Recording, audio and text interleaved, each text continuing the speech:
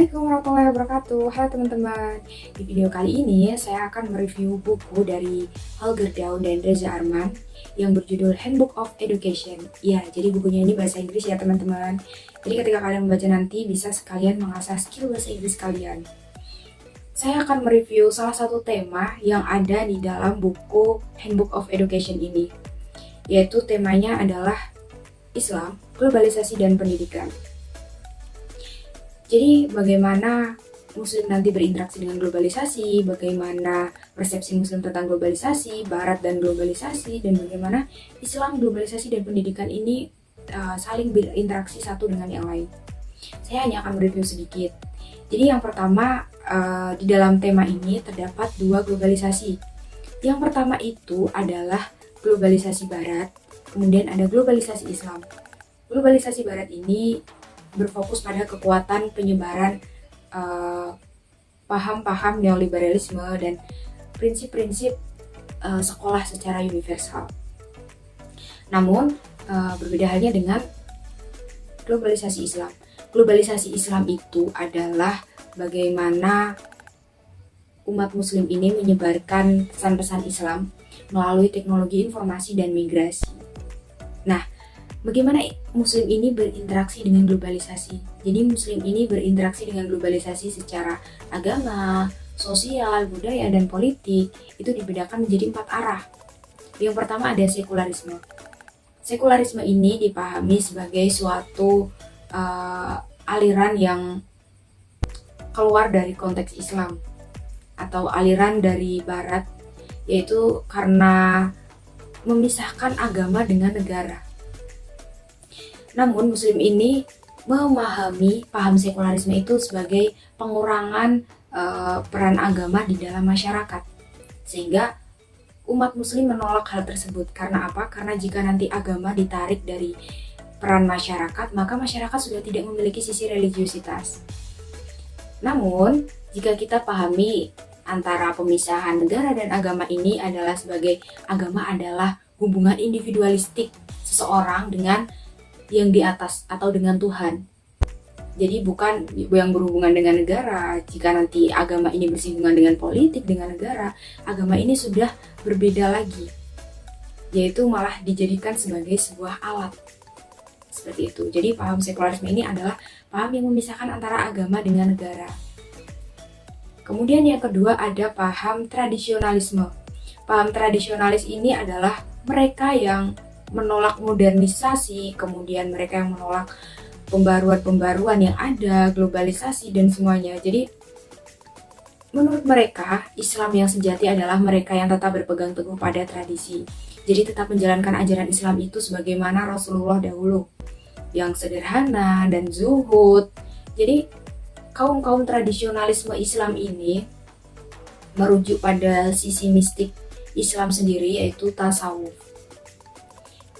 Tasawuf yang menyeratkan penarikan diri dari duniawi. Jadi benar-benar murni mengamalkan ajaran Islam ini benar-benar secara murni, tanpa menerima pengaruh dari manapun, seperti itu. Kemudian yang ketiga ada fundamentalis. Kaum fundamentalis ini sebenarnya sama dengan kaum tradisionalis yang menolak perubahan dalam bentuk apapun, dan kaum fundamentalisme ini mengamalkan prinsip-prinsip Islam secara murni. Namun berbeda halnya dengan tradisionalis yang merujuk pada sisi mistik Islam yaitu tasawuf, kaum fundamentalisme ini merujuk pada kaum yang ekstrim, kemudian radikal, dan penerapan dari kaum fundamentalisme ini adalah kaum ini ingin mendirikan sebuah negara khilafah Islam, seperti itu. Kemudian yang terakhir ada modernisme. Kaum modernisme ini adalah kaum yang dianggap pembawa paham sekuler dari Barat, dan kaum modernisme ini adalah mereka yang memegang teguh tentang kebebasan individu dan demokrasi. Kemudian selanjutnya kita akan masuk pada persepsi Muslim terhadap globalisasi.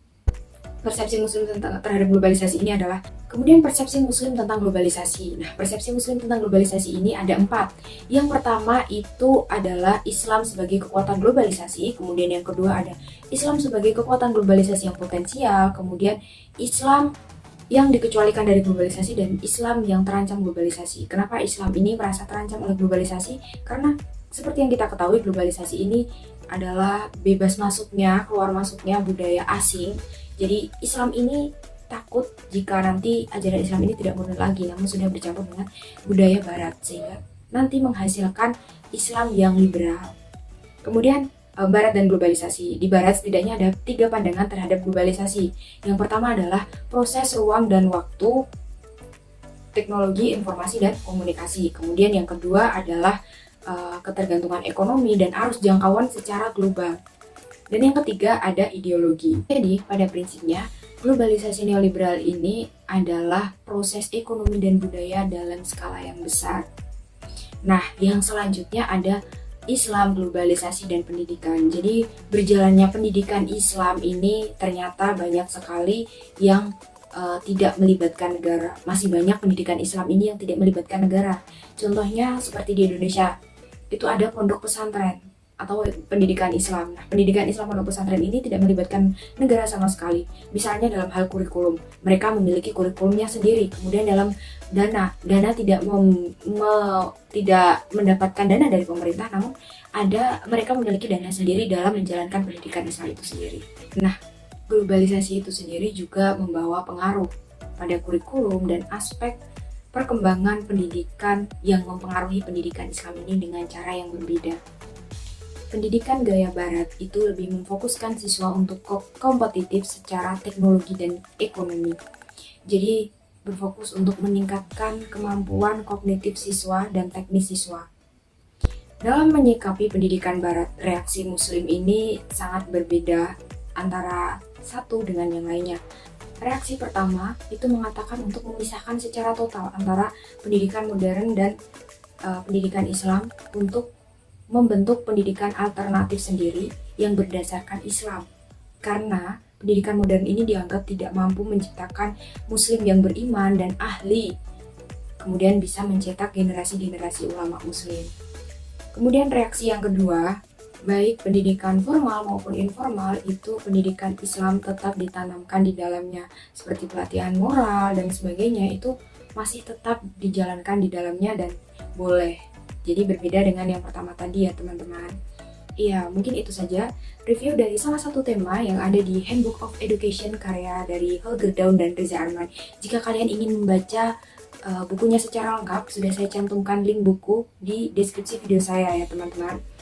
Terima kasih yang sudah mampir menonton dan sampai jumpa di video saya selanjutnya. Assalamualaikum teman-teman.